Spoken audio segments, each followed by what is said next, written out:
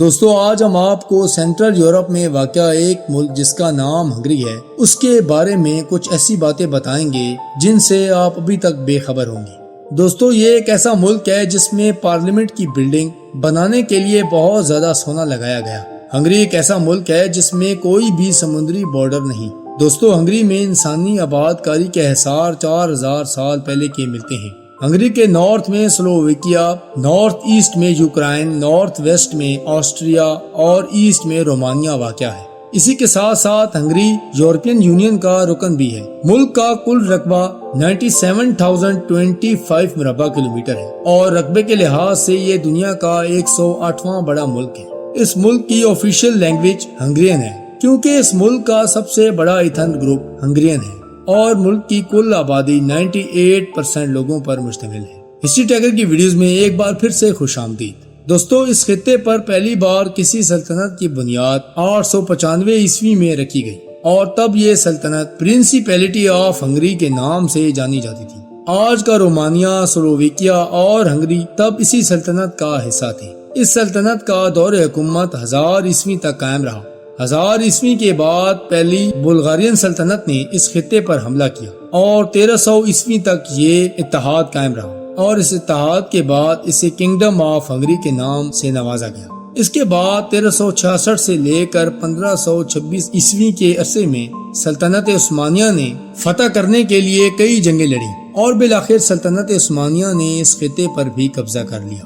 عثمانیہ کے ان جنگوں کو اوٹومین وار کے نام سے جانا جاتا ہے۔ 1541 عیسوی میں یہاں اوٹومین ہنگری کی بنیاد رکھی گئی۔ عثمانیوں کی یہ ریاست 1699 عیسوی تک برقرار رہی اور اس کے بعد بہت چھوٹی چھوٹی ریاستوں نے اس پر قبضہ کر لیا اور تھوڑے تھوڑے دورانیوں کے لیے یہاں پر حکومت بھی کی۔ اس کے بعد 1848 کے انقلاب کے بعد آسٹریا اور ہنگری کو آپس میں اتحاد کرنا پڑا۔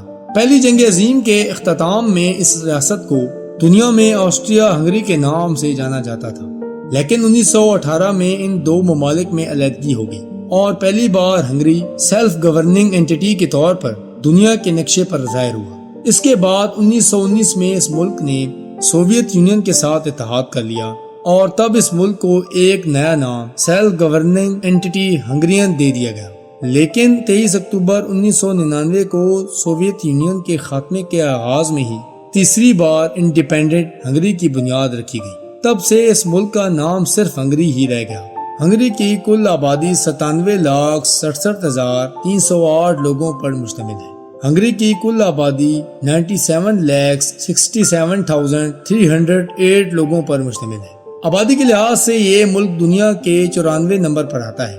ملک کی آبادی میں 98.3% ہنگرین لوگ، 3.2% رومانین لوگ، 1.8% جرمنی اور باقی 1% ایسے لوگ ہیں جو مختلف علاقوں سے تعلق رکھتے ہیں۔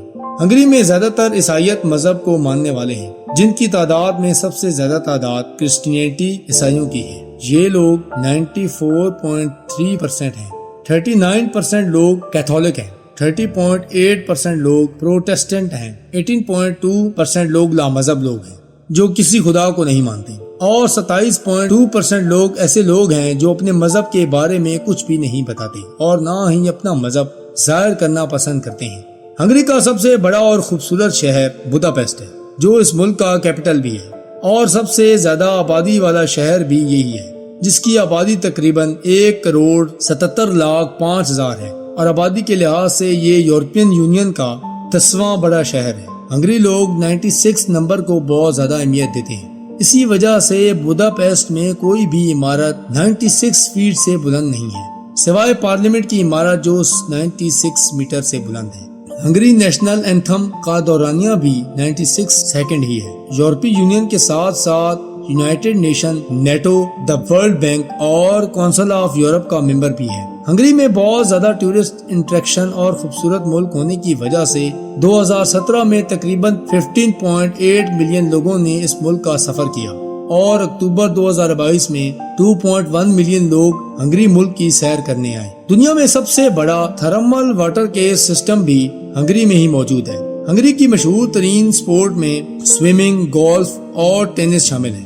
ہنگری پارلیمنٹ بلڈنگ دنیا کی تیسری سب سے بڑی پارلیمنٹ بلڈنگ ہے، جس کو 1896 میں بنایا گیا۔ इस इमारत में 691 कमरे हैं। इसकी बुलंदी 96 मीटर से भी ऊपर है। दिलचस्प बात यह है कि इस इमारत को सजावट के लिए 40 किलो खालिस सोना इस्तेमाल किया गया। हंगरी का कॉलिंग कोड +36 है और इसका डोमेन नेम .hu है। वक्त के लिहाज से हंगरी पाकिस्तान से 3 घंटे पीछे है और इंडिया से 3 घंटे और 30 मिनट पीछे है। हंगरी की करेंसी को हंगरियन फ्रॉइंट कहते हैं। एक हंगरी फ्रॉइंट पाकिस्तानी 0.61 रुपए और इंडियन 0.22 रुपयों के बराबर है। हंगरी का GDP 43,026 बिलियन $, है। यहाँ के लोग टैक्स खुशी से पे करते हैं। हंगरी ने अभी तक 13 नोबेल प्राइज जीते हैं। इसके अलावा स्विमिंग ओलंपिक्स में 211 ममालिक की टीमों में से हंगरी 9वें नंबर पर आता है और इसके अलावा 448 गोल्ड मेडल भी जीत चुका है। मुल्क में तालीम की शरह 99% है। Food companies, textiles companies Hungary को सबसे ज्यादा पैसा कमा कर देती हैं। हंगरी का पासपोर्ट रखने वाले लोग दुनिया के 55 ममालिक में बगैर वीजा या वीजा अराइवल सहूलत पर ट्रैवल कर सकते हैं। हंगरी के सदर का नाम अनामा फ्रेनियो है और प्राइम मिनिस्टर विक्टर ऑर्बन है। उम्मीद है दोस्तों हमारी आज की वीडियो आपको पसंद आई होगी। वीडियो पसंद आने की सूरत में लाइक करें, शेयर करें, सब्सक्राइब करें। मिलते हैं नेक्स्ट वीडियो में, तब तक के लिए अल्लाह हाफिज।